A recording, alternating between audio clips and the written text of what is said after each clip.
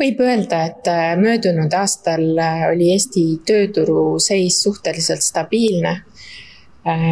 Aasta lõpus majanduskasv küll taastus meil, aga see on loomulik, et tööturule jõuavad muutused majanduses mõningase hilinemisega. Kui me räägime töötusest, siis kas töötus on kuidagi kas suurenenud, vähenenud, milline on meie tööhõive? Kui me vaatame möödunud aastat, siis tööjõu-uuringu järgi oli töötute arv meil ligikaudu 60 000 juures ja tunamullusega võrreldes see oli suurem.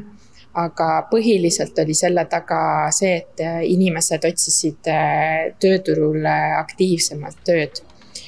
Kui me vaatame registreeritud töötuse andmeid, siis tegelikult on registreeritud töötute arv järjest vaikselt vähenenud. Kiire hinnakasv ja maksutõus suurendab küll palgaootusi, kuid majapidamiste ostujõu kasv pidurdub sel aastal just selle sama hinnatõusu ja kiire inflatsiooni tõttu. Töötukassa vaates on meie tööturul samuti tegemist aastaid kestnud seisakuga.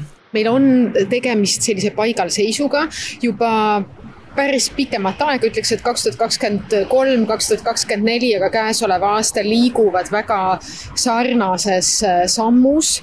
Meil see aasta küll on töötuid veidi vähem kui võib-olla 2023 ja 4 samal ajal ja tööpakkumisi õige veidi jällegi rohkem kui 2024 aasta samal ajal, aga suures pildis on väga sarnaste aastatega tegu. Liivamets ei soovita suve vabaks jätta ja tööd hakata otsima alles sügisel. Praegu töötus langeb kuni suveni, suvel püsib stabiilne ja sügisel tavapäraselt hakkab taas kasvama. Eelmised aastad on läinud samamoodi, sellel aastal suure tõenäosusega ka, siis kindlasti ei tasu jääda nüüd suveks puhkama ja ootama, et sügisel hakkan otsima, sest sügisel on täpselt see olukord, kus töötute arv kasvab ja tavapäraselt meil näiteks detsembris on üle terve kalendriaasta kõige vähem tööpakkumisi. Eestis on aastaid olnud probleem palgalõhe ja vanemate inimeste diskrimineerimisega.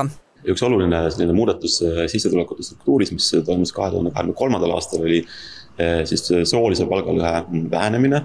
Eesti on olnud pikalt tegelikult soolise palgalõhe poolest Euroopa Liidus esikohal, aga nüüd viimaste andmete järgi oli kuskil 4 või 5 riiki meist eespool. Kui Lääne-Euroopa riikides saabub palgakulminatsioon pärast 50. eluaastat, siis Eestis teenivad 50+ vanuses inimesed isegi vähem kui kuni 30-aastased.